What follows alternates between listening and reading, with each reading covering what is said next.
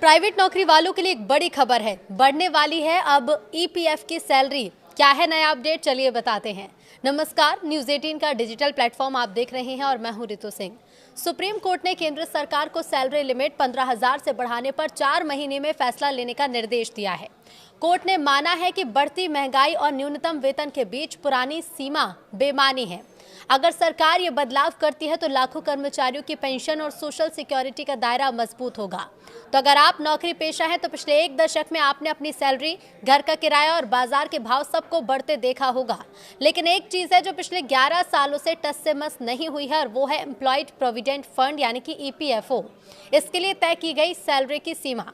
अब supreme court ने इस रुकी हुई घड़ी को सही समय पर लाने के लिए केंद्र सरकार को कड़े निर्देश दिए हैं। बीते दिनों सुप्रीम कोर्ट ने सरकार से साफ शब्दों में पूछा है कि जब महंगाई और न्यूनतम वेतन में इतना उछाल आ चुका है तो पीएफ की सीमा अब भी 15,000 पर क्यों अटकी है। कोर्ट ने केंद्र को इस मुद्दे पर गंभीरता से विचार करने और अगले 4 महीनों के अंदर ठोस फैसला लेने के निर्देश दिए हैं। साल 2014 ये वो आखिरी साल था जब ईपीएफओ की वेज सीलिंग में बदलाव हुआ था। तब इसे 6,500 से बढ़ाकर 15,000 किया गया था। आज हम 2025-26 के दौर में हैं, लेकिन नियम वही पुराने। जनहित याचिका पर सुनवाई करते हुए कोर्ट ने इसी विसंगति पर उंगली उठाई है। दलील ये दी गई है कि आज के दौर में कई राज्य और सेक्टर्स में न्यूनतम वेतन ही 15,000 से ऊपर चला गया। ये एक अजीब विरोधाभास है कि सरकार द्वारा तय न्यूनतम वेतन पाने वाला कर्मचारी भी ईपीएफओ की अनिवार्य सीमा से बाहर हो जाता है। ईपीएफओ का मूल उद्देश्य रिटायरमेंट, पेंशन और बीमा जैसी सामाजिक सुरक्षा देना था, लेकिन ये सीमा अब सुरक्षा चक्र की बजाय एक बैरियर बन गई है। कोर्ट का मानना है कि पिछले 11 सालों में कोई संशोधन न होना गंभीर चिंता का विषय है। अब ऐसा नहीं है कि सरकार को इस समस्या की भनक नहीं है।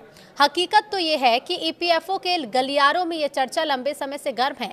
साल 2022 में ही ईपीएफओ की एक सब कमेटी ने सैलरी लिमिट बढ़ाने की सिफारिश की थी। यहां तक कि सेंट्रल बोर्ड ऑफ ट्रस्टीज ने भी इस प्रस्ताव पर अपनी मुहर लगा दी थी। इसके बावजूद फाइल आगे क्यों नहीं बढ़ी? तो कोर्ट ने याचिकाकर्ता को निर्देश दिए हैं कि वो 2 सप्ताह के भीतर सरकार को एक प्रेजेंटेशन सौंपे। इसके आधार पर सरकार को तय समय सीमा में अंतिम निर्णय लेना होगा। यानी जो फैसला ठंडे बस्ते में था उसे अब कोर्ट के आदेश के बाद फास्ट ट्रैक पर आना पड़ सकता है। अब ऐसे में सवाल यह है कि अगर सरकार कोर्ट की बात मान लेती है तो आपके लिए इसमें क्या बदलेगा? चर्चा है कि इस सीमा को बढ़ाकर 21,000 या 25,000 किया जा सकता है। इसे एक आसान गणित से समझिए। अभी ईपीएस में योगदान 15,000 की सीलिंग पर होता है। अगर ये सीमा बढ़ती है तो आपकी पेंशन का बेस मजबूत होगा।